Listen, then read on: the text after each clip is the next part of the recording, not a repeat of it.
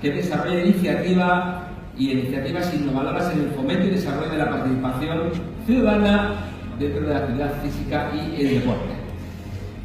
Va a realizar la entrega Mariano Soriano, nuevo director general del deporte. Ya casi se podría quedar por aquí. Mariano, por favor.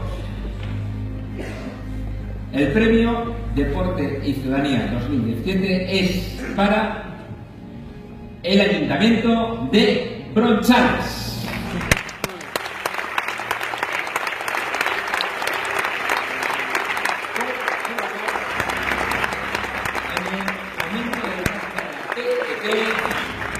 Por la organización de la PTT Bronchales Sierra Alta, que cumple su 10ª edición, y por supuesto por la promoción del turismo deportivo en la Sierra de Albarracín. Un aplauso.